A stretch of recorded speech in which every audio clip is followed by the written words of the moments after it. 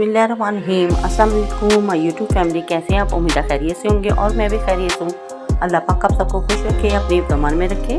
तो आज मैंने बनाया था बीफ और आलू का सालन, जो कि बहुत यमी और ज़बरदस्त बन के तैयार हुआ था। तो बिना टाइम वेस्ट किए चलते हैं अपनी रेसिपी की तरफ। यहाँ पे सबसे पहले मैंने प्रेशर ले लिया था और फ्लेम को भी मैंने ऑन नहीं किया था।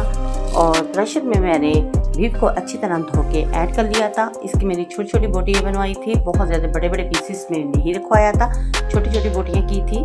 तो यहाँ पे मैंने 1 अदद प्याज और 4 से 5 अदद लहसुन की कलियाँ भी ऐड कर दी थी। और यहाँ पे फिर मैंने 2 अदद टमाटर ले लिए थे, इनकी छिलके उतार लिए थे और बारीक बारीक कटिंग कर लिया था। और 3 से 4 अदद सब्ज़ मिर्चें थी, इनको भी मैंने बारीक बारीक कटिंग करके वो भी इसमें ऐड कर दी थी। और साथ ही इसमें मैं ऐड कर दूंगी पानी, थोड़ा सा इसमें मैंने पानी ऐड कर दिया था ताकि तमाम चीज़ें डिप हो सकें। और हाफ कप के करीब इसमें मैंने ऑयल भी ऐड कर दिया था। इससे ये कि भाप बन के प्रेशर से बाहर नहीं निकलेगी और आराम से प्रेशर चल जाएगा। जो स्टीम बनती है वो स्टीम अक्सर विसल से बाहर आ जाती है, ऑयल से ऐसा कुछ नहीं होता। तो यहाँ पे ऑयल ऐड करने के बाद फिर इसमें मैंने स्पाइसेस ऐड कर दिए थे। हाफ टेबल स्पून इसमें मैंने नमक ऐड कर दिया था, हाफ टेबल स्पून ही इसमें मैंने रेड चिली पाउडर ऐड कर दिया था और हाफ टेबल स्पून ही इसमें मैंने हल्दी पाउडर ऐड कर दिया था। हाफ टी स्पून इसमें मैंने कश्मीरी मिर्च कलर के लिए ऐड कर दी थी। तमाम स्पाइसेस आप अपने टेस्ट के अकॉर्डिंग इसमें डाल सकती हैं, कम या ज़्यादा कर सकती हैं। जितने मुझे चाहिए थे मैंने उतने ही ऐड किए।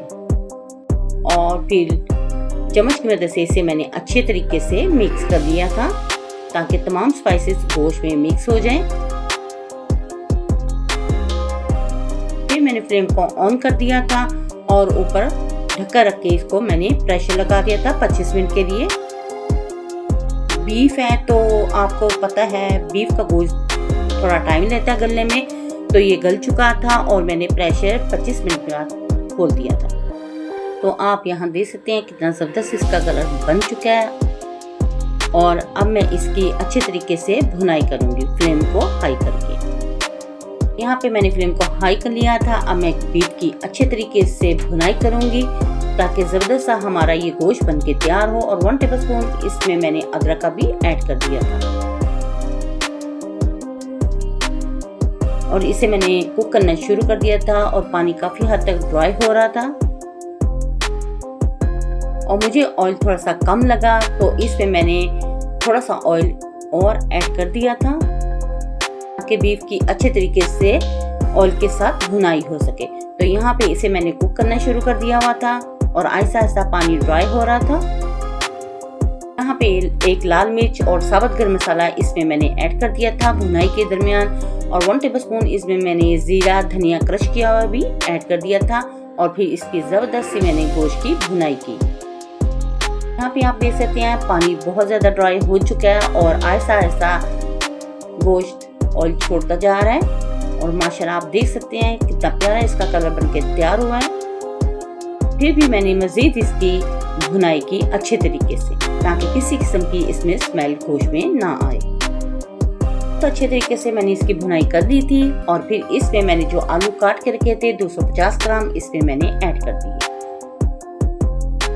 और आप कह सकते हैं आलू गोश्त या आलू गोश्त कड़ी भी कह सकते हैं, आलू गोश्त का शोरबा भी कह सकते हैं। ये बहुत यमी और डिलीशियस बनके तैयार हुआ था, बहुत ही मज़े का बनके ये तैयार हुआ था। यहाँ आलू डालने के बाद मैंने इसकी अच्छे तरीके से भुनाई करना शुरू कर दी थी ताकि आलूओं की भी ज़बरदस्ती भुनाई हो जाए।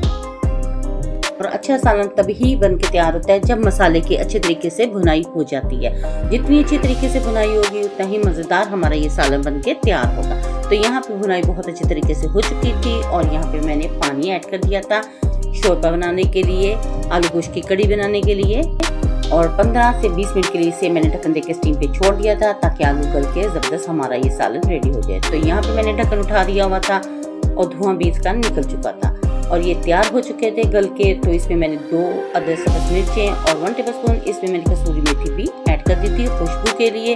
और इसे अच्छे तरीके से मैंने मिक्स करके फ्लेम को ऑफ कर दिया हुआ था। तो माशाल्लाह माशाल्लाह ज़बरदस्त हमारा आलू गोश्त का सालन बनके तैयार हो चुका है।